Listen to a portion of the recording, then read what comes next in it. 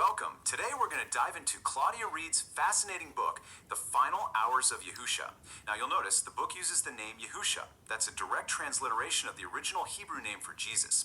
It's a really personal look at one of history's most pivotal events, blending scripture, history, and some deep reflection.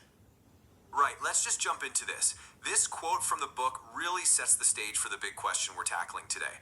Why does this one death from 2,000 years ago still mean so much to billions of people? What's the big deal?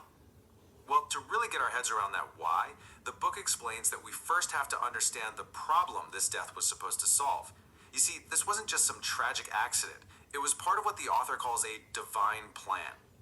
According to the book, this idea of sin isn't just about, doing bad things. It's a state of being, a fundamental separation. Think of it like a giant wall that went up between humanity and God, a wall that we just couldn't tear down on our own. It was going to take a divine solution. So here's the crucial point. The source frames this death not as a tragedy, but as a deliberate act of love. It was like a purpose-built bridge, designed to span that chasm of separation and bring everyone back together.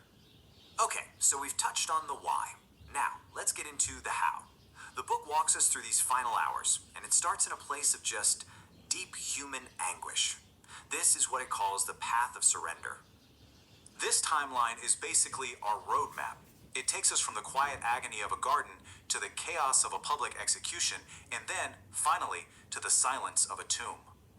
Now, this moment in the garden, the book makes it super clear that this isn't weakness. It's actually the ultimate act of strength.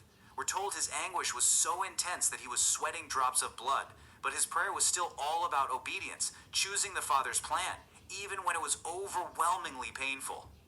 And then, the betrayal. What's so wild about this moment is the reaction. There's no rage, just this gut punch of a question. And right after that, in the chaos, he performs an act of mercy, healing a servant's ear. It's literally his last act of freedom before he's arrested. From the garden, Yahusha's just dragged into a series of illegal trials in the middle of the night. According to the source, these weren't about finding the truth at all. Nope, the verdict was a done deal before anyone even showed up. Now this is what I find so fascinating. The book breaks down the all-too-human reasons an innocent man was condemned.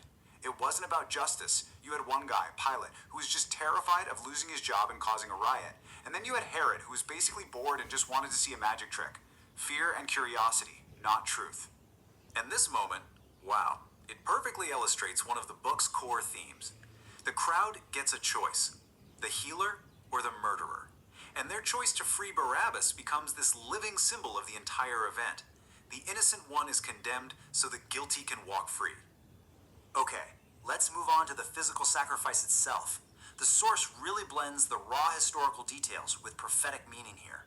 Now, this part of the story is brutal, I'm not going to lie, but it's essential for understanding the cost of it all. The book does not shy away from the systematic cruelty of a Roman crucifixion. It breaks down every stage, from the whipping designed to cause maximum pain and blood loss to the mock coronation with thorns. The whole thing was designed to humiliate and break a person long before they were even nailed to the wood. And yet, and this is what's absolutely incredible, from the cross, in that unimaginable pain, the source highlights 7 final statements. And these aren't just random cries of agony. They're presented as these profound, crystal clear revelations of his character, spoken right in the middle of all that chaos. I mean, just look at these themes. His first thought is to ask forgiveness for his executioners. Then he offers salvation to the criminal hanging next to him. He makes sure his mother's going to be taken care of. And his very last breath is an act of total trust. It's just a powerful, powerful sequence. And with that one declaration, the book explains the work was done. The purpose had been fulfilled. The price for that separation we talked about, in this view, it had been paid in full. But the story doesn't end in darkness. Not even close. This visual shift we have here, from dark to light, it represents the book's ultimate answer to our big question. Why does this death matter? The resurrection is presented as the ultimate, undeniable proof.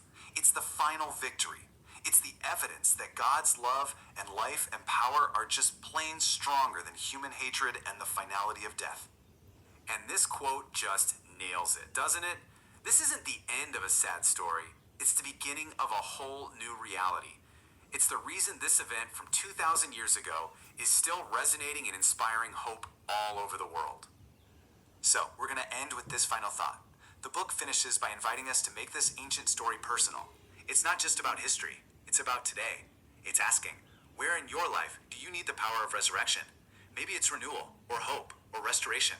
What does resurrection mean for you?